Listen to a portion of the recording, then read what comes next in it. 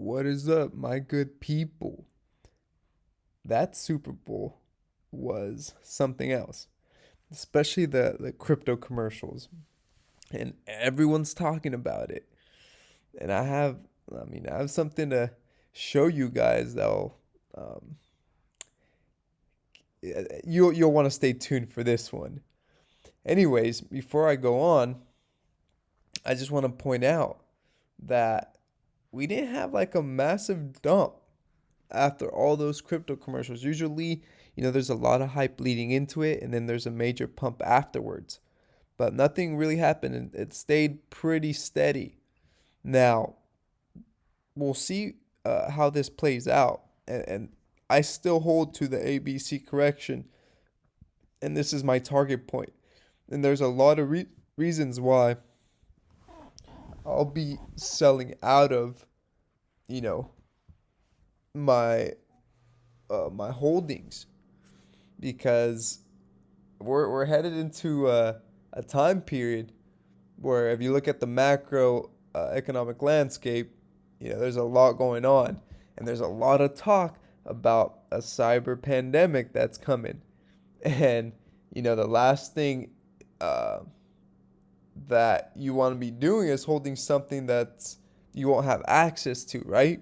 So that's when the when things start getting pretty real. Anyways, I want to point out that last time on the Bitcoin chart, right, we had this drawdown, and people were really scared after this whole time period, right? And it's very interesting how we went right back and we barely set a new high, and now that we're down here, people are very bullish. And I clearly remember thinking, if this happens again, people are going to think that we're going to go and set all-time highs.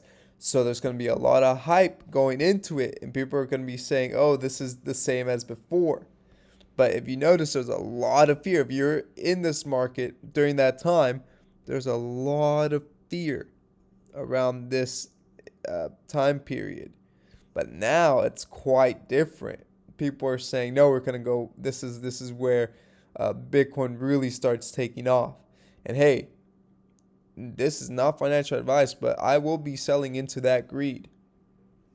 Um, and so it's just perspective. It's interesting to look at the charts and see how people were feeling, what the emotions were like, what people were saying, and then and how it's like now. And so I'm definitely gonna be selling into that greed.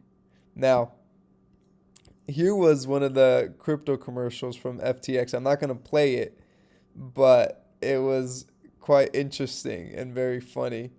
And it was with Larry David, and they had a lot of interesting parts to it.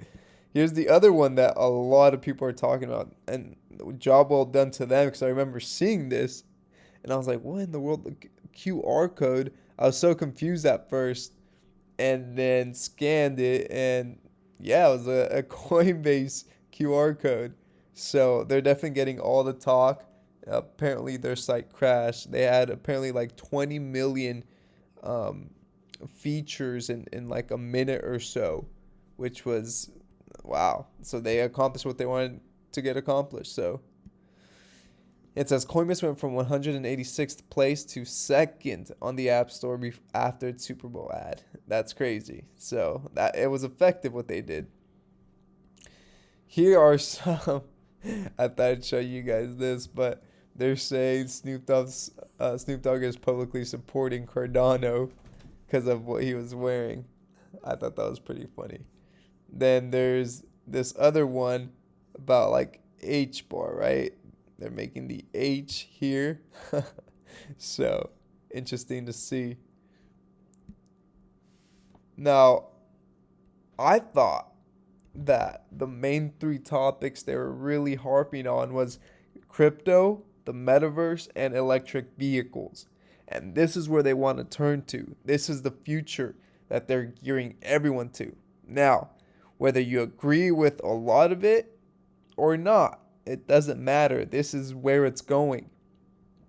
And it was blatantly obvious where they're pushing society to.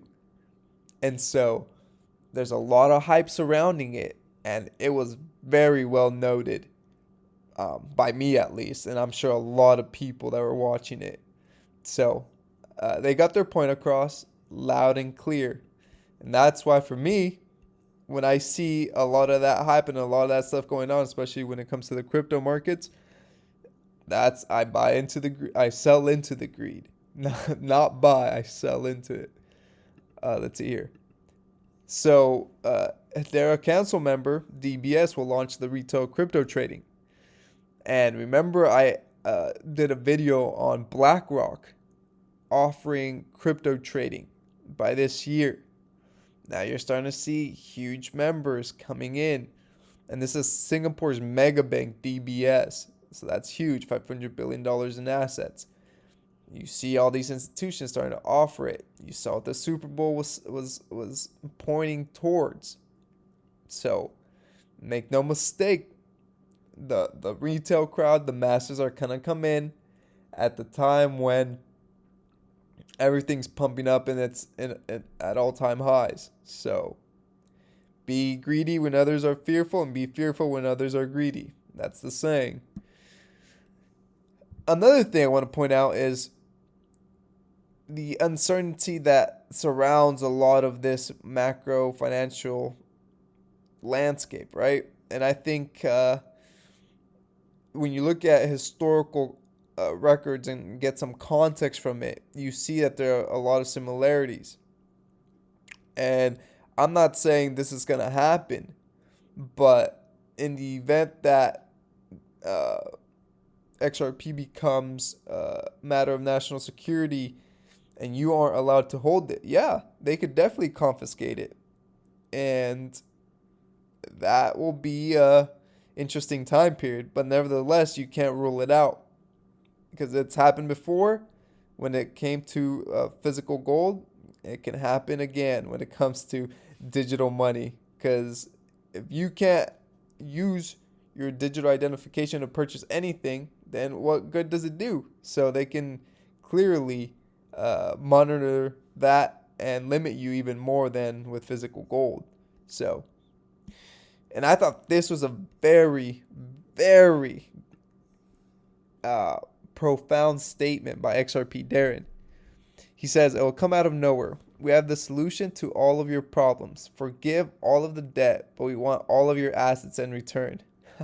7.5% inflation is the product of cooked books that has been going on for a while. The reason it's in the public eye is because it was meant to.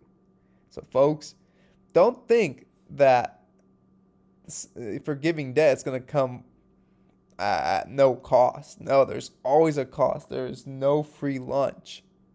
And when there's no free lunch, you have to give something in return.